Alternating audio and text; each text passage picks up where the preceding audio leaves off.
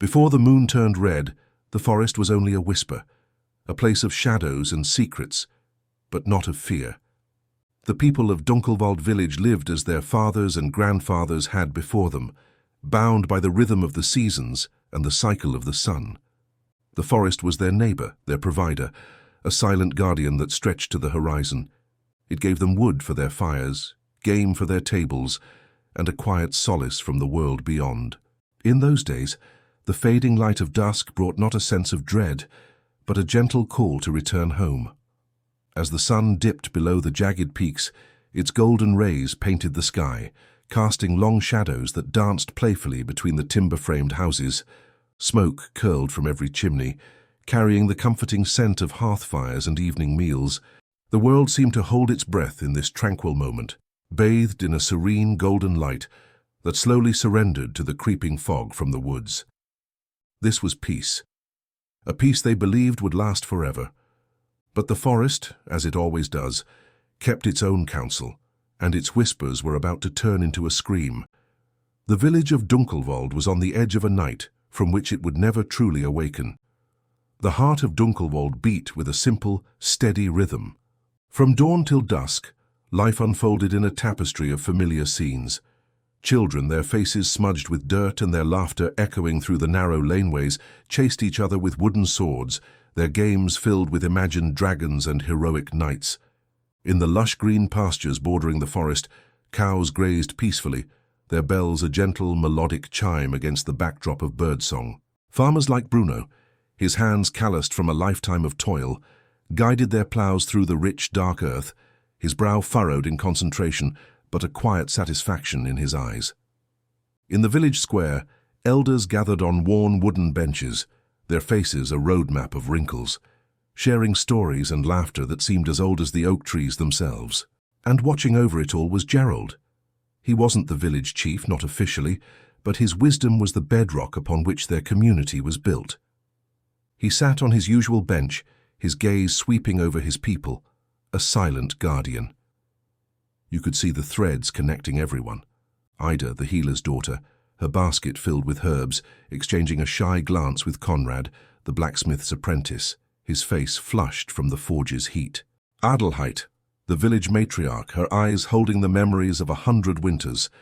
These were not just villagers, they were a family, woven together by shared work, shared joy, and a shared home.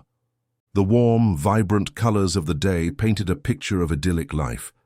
But as the sun began its descent, a subtle shift occurred. The warm golds and greens softened, bleeding into a cooler, ethereal blue, a silent harbinger of the coming night and the secrets it held. As the last vestiges of daylight surrendered to the deep indigo of twilight, the village drew inward. The flickering heart of their community was the central bonfire, its flames leaping and dancing, casting a warm, amber glow on the faces gathered around it. It was a nightly ritual, a time to share news, stories, and the comfort of each other's company against the encroaching darkness.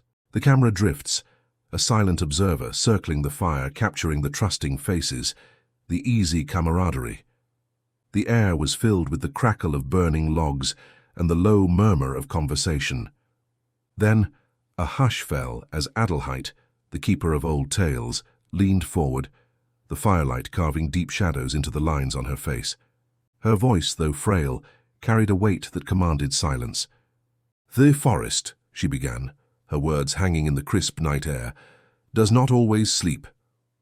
As she spoke of ancient things that slumbered in the deep woods of pacts made and broken, a low, unsettling rumble began almost imperceptible at first, like the distant roll of thunder or the very earth groaning in its sleep. It was a sound you felt more than heard, a vibration that settled deep in your bones. The cheerful atmosphere began to fray at the edges. From the dense black woods beyond the firelight, a new perspective emerges. We are no longer with the villagers.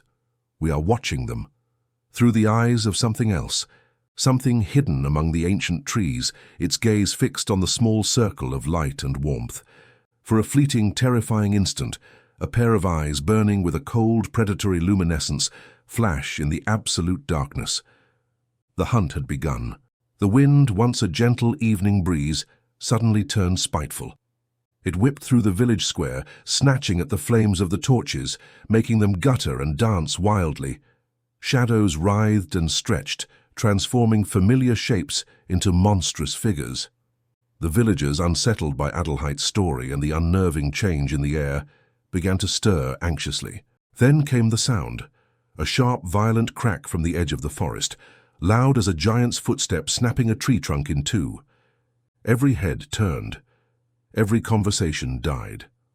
A collective breath was held in the sudden, ringing silence that followed, and into that silence a howl erupted.